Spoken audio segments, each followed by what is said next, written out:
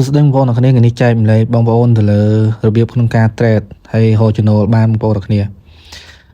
កន្លែងហ្នឹងគឺវាឡើងអញ្ចឹងបងប្អូនចាំមើលវាកាត់ណាមានន័យថា4 10 20សេនវាកាត់ចំណេញ4 10 20សេនវាកាត់ចំណេញហ្មងនិយាយទៅ trade ហ្នឹងខ្ញុំប្រើជាមួយនឹង EA បងប្អូនគេហៅថា EA ហ្នឹងគឺជា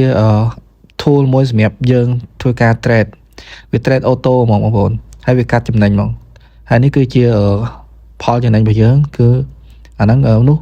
ខាងលើហ្នឹងចំណេញបាន$1ហើយនេះក៏មានខាតដែរយើងខាត 0.53 សេនតែភាគច្រើនគឺចំណេញបងប្អូននៅពេលដែល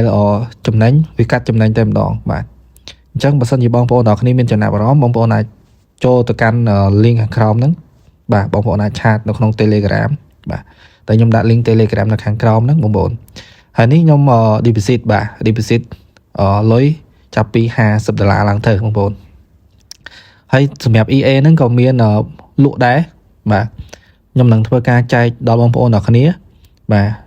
ហើយក្នុង EA មួយគឺយកតែ$10ទេបងប្អូនអាចយកទៅ trade បាទ trade បានយើងអាចរកចំណូលបានអានេះគឺជាផលចំណេញ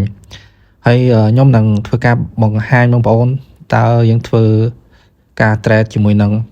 EA ហ្នឹងយ៉ាងដូចម្ដេចហើយដើម្បីយើងបានផលចំណេញជារៀងរាល់ថ្ងៃបងប្អូន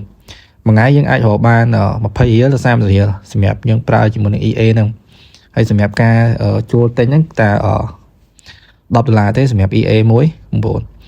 អានេះនៅពេលដែលខាតគឺវាចាប់ផ្ដើមកាត់ខាតហើយតែសម្រាប់ទិន្នន័យនេះដាក់$50ឃើញទេបងប្អូនយើងទទួលបាន$122បាទអញ្ចឹងវាអូតូតែម្ដងបងប្អូនបាទបើសិនជាបងប្អូនមានចំណាប់អារម្មណ៍អីអាចឆាតនៅក្នុង Telegram ដែលខ្ញុំដាក់ link នៅខាងក្រោមវីដេអូហ្នឹងហើយកុំភ្លេចចុច like ម្នាក់មួយផងបងប្អូននេះជាផលចំណេញបាទយើង deposit $50ឥឡូវលុយពីយើងទទួលបាន$123បងប្អូនអញ្ចឹងវាចំណេញជារៀងរាល់ថ្ងៃសម្រាប់ការ trade ជាមួយនឹង EA